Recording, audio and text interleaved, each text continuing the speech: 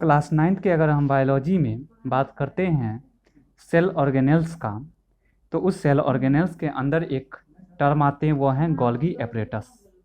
Golgi apparatus जो Golgi body के भी नाम से जाने जाते हैं। फोर सेल ऑर्गेनेल्स जो एक दूसरे से इंटरकनेक्टेड होते हैं, वह फोर सेल ऑर्गेनेल्स जो एक दूसरे से कनेक्टेड होते हैं वह हैं GERL। G for Golgi body, E for endoplasmic reticulum, R for ribosome and L for lysosome. और यही चार सेल ऑर्गेनेल्स जो एक दूसरे से इंटरकनेक्टेड होते हैं। हम बात करेंगे तो अगर यह फोर ऑर्गेनेल्स जो हैं वह सभी एक दूसरे के स्ट्रक्चर के फॉर्मेशन और साथ साथ मेंटेनेंस दोनों में यह इन्वॉल्व होते हैं। मतलब अगर हम इसके गोल्गी एपरेटस यानी गोल्गी बॉडी के अगर अकरेंस की बात करते हैं तो यह मेरा मेम्ब्रेन बाउंड सेल ऑर्गेनेल्स हैं। मीन्स डैट यह मेम्ब्रेनस स्ट्रक्चर्स होते हैं। साथ ही साथ यह हमारा गोल्गी एपरेटस जो हैं वह हमारे सभी यूकैरियोटिक सेल्स में प्रेजेंट होते हैं। मीन्स डैट यह गोल्गी बॉडी जो एब्सेंट जो होते हैं वह किस में होते हैं, यह गोल्गी एपरेटस एब्सेंट, तो यह रेड ब्लड सेल्स यानी मैमल्स के रेड ब्लड कार्पासल्स में एब्सेंट होते हैं। और यह गोल्गी बॉडी जो प्रोकैरियोटिक सेल्स में भी एब्सेंट होते हैं। स्ट्रक्चर की बात करेंगे अगर गोल्गी बॉडी के, तो हम कहेंगे कि गोल्गी बॉडी जो हैं वह मेनली जो डिपेंड्स होते हैं वह सेल के टाइप्स पे डिपेंडेबल होते हैं। मतलब गोल्गी बॉडी का शेप जो चेंजिंग होते हैं या फिर गोल्गी बॉडी के स्ट्रक्चर का जो फॉर्मेशंस होता है और वो जो वेरिएबल होते हैं वो कम्प्लीटली भी सेल पे डिपेंड करते हैं कि आखिर वो किस तरह के सेल्स हैं। वेल डेवलप ऑर्गेनिज्म में ही अगर कौन से किस तरह के एनिमल्स में किस तरह के जो है प्लांट्स के सेल हैं उसके अकॉर्डिंग गोल्गी बॉडी अपने आप को डिफर करने का, वेरी करने का काम करते हैं स्ट्रक्चरल बेसिस पे। अगर हम बात करेंगे सबसे पहले स्ट्रक्चरल पार्ट्स, तो वो है सिस्टर्नी। सिस्टर्नी की बात करते हैं तो यह डबल वाल्ड स्ट्रक्चर होते हैं। मीन्स डेट इनके लेयर जो होते हैं वह डबल होते हैं। और साथ ही साथ यह क्या काम करते हैं, तो फ्लैटेंड मेम्ब्रेन, यह पूरे सरफेस पे क्या होते हैं, फ्लैटेंड होते हैं, फैले हुए होते हैं। और वही मेरा जो स्ट्रक्चर कहलाते हैं वह सिस्टर्नी कहलाते हैं।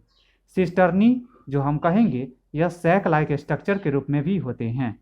और हम कहेंगे कि यह सिस्टर्नी जो हैं जो डबल लेयर के रूप में होते हैं, मीन्स डैट यह मोस्टली प्रेजेंट जो होते हैं यह हमारा एनिमल सेल्स में वह किसके नज़दीक होते हैं, तो न्यूक्लियस के नज़दीक होते हैं। मीन्स डैट लोकेलाइज नियर जो होता है गोल्गी एपरेटस वह किसके लोकेलाइज नियर के होते हैं, तो न्यूक्लियस का। और न्यूक्लियस जो एनिमल सेल के सेंटर पार्ट में प्रेजेंट होते हैं, जबकि न्यूक्लियस जो प्लांट सेल में पेरिफेरल साइड में प्रेजेंट होते हैं। मीन्स डैट यही कहेंगे कि अगर एनिमल सेल में है तो यह हमारा गोल्गी एपरेटस यानी गोल्गी बॉडी का फॉर्मेशंस करने का काम करते हैं। जबकि अगर हम बात करेंगे प्लांट सेल में, तो यह प्लांट सेल में जो होते हैं वह डिक्टियोजोम्स का फॉर्मेशंस करने का काम करते हैं यह गोल्गी बॉडी।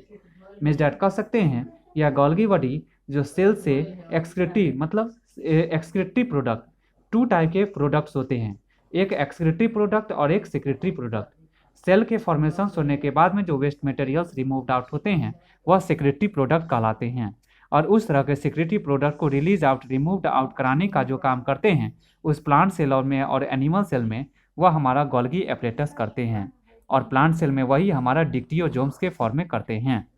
गोल्गी बॉडी के अगर हम ओरिजिन पॉइंट की बात करेंगे तो गोल्गी एपरेटस जो होते हैं वो ऑरिजिनेट जो होते हैं वह इंडोप्लाज्मिक रेटिकुलम के द्वारा होते हैं।